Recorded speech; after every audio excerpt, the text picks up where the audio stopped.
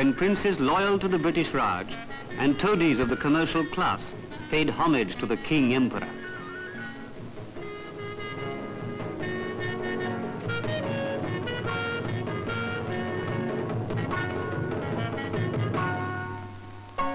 London, 1913.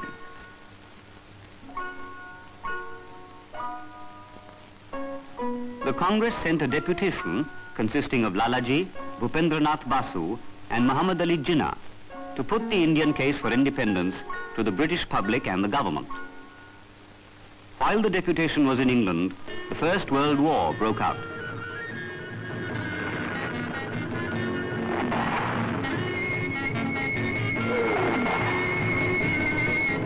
Lalaji was of the opinion that Indians should extend all possible help to the British, but he made this cooperation conditional on the complete Indianization of the Indian Army.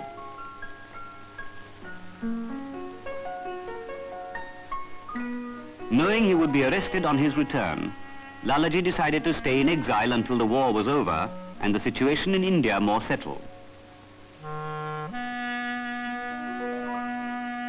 The next 6 years were spent abroad, mostly in the United States. He established valuable contacts with many American intellectuals who helped him to organize lecture tours on India. He wrote articles to radical journals such as the New York Times and the New Republic, and published a number of books, of which the most important was Young India, a book dealing with the early history of the national movement. Lalaji also established the India Home Rule League in New York.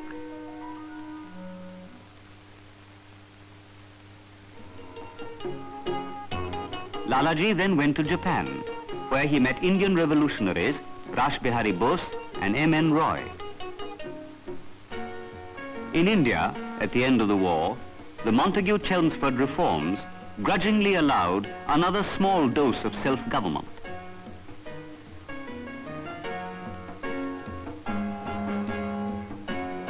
At the same time, the infamous Rowlatt Bills provided for summary trial without right of appeal for political acts.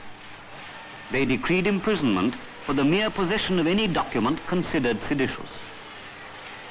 In Punjab, popular demonstrations against the British Raj were mercilessly put down, culminating in the massacre at Jallianwala Bagh. General Dyer issued the orders that led to the firing of 1,605 rounds on his own admission until my ammunition was almost exhausted. And this on an unarmed crowd, a majority of them peaceful farmers. The official British estimate was 379 persons killed and 1,200 wounded.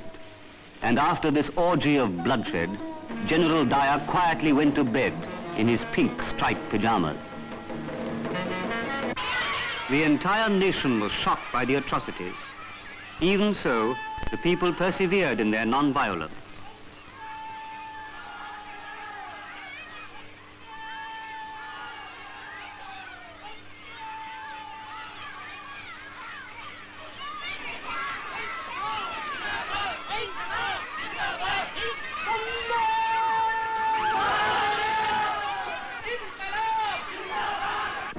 Fearing a popular uprising, the Raj declared martial law in Punjab.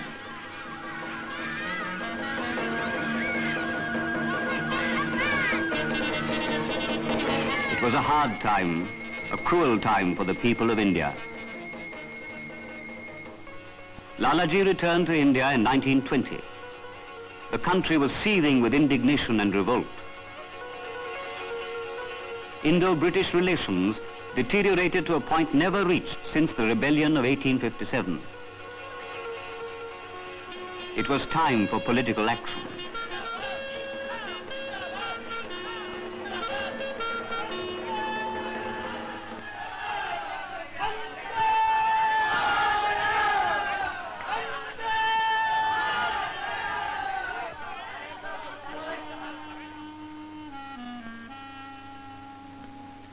The little boy from the village of Dudike had come a long way. the Lion of Punjab was elected President of the Congress.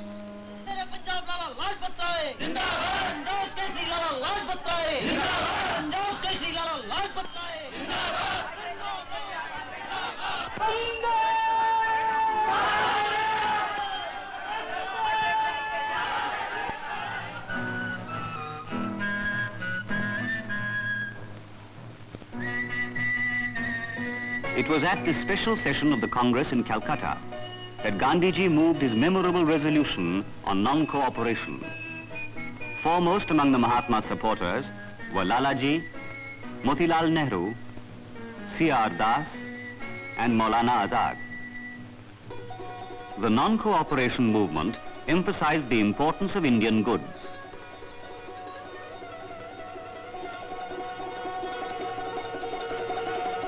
Spinning became the symbol of the non-violent fight for freedom. Motilal Nehru and Lalaji, among many others, led the movement for the boycott of imported British goods.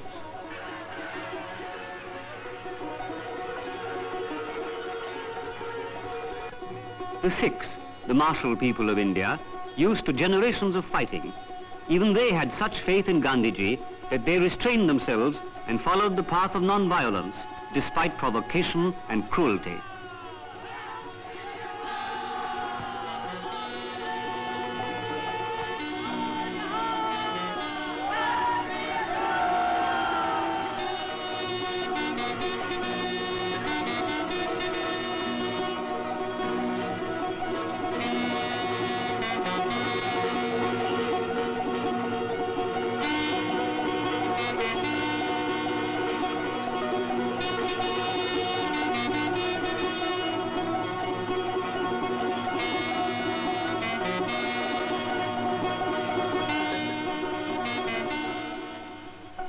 The first non-cooperation movement was suddenly suspended by Gandhiji in 1922 after an outbreak of mob violence against a police party at Chauri Chaura. Lalaji was agitated by this order to retreat. He did not fully share Gandhiji's belief in non-violence. One result of this setback was the formation of the Swaraj Party by Motilal Nehru and C.R. Das. Lalaji supported their move. By this time, Lalaji had founded the Servants of the People Society to serve the nation in various fields, educational, social, and economic. Among the members of the society were Lal Bahadur Shastri, Purushottam Das Tandon, and Balwant Rai Mehta. The appointment of the all-British Simon Commission in 1928 angered Lalaji. It was incredible that Indians should have no voice in determining their own future.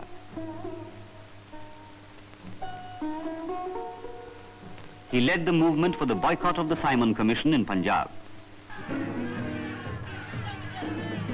On October the 29th, 1928, Lalaji led a procession of protest against the commission to the Lahore railway station. The demonstrators, carrying banners and shouting slogans, were peaceful.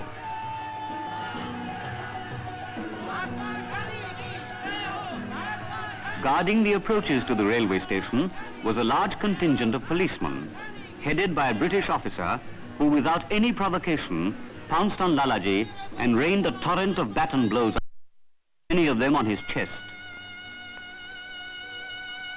That very evening, injured though he was, he ignored the advice of his doctors and addressed a mammoth public meeting. "Every blow hurled at us today," he declared, "will be a nail in the coffin of the British Empire." This indomitable man paid the supreme price for his bravery.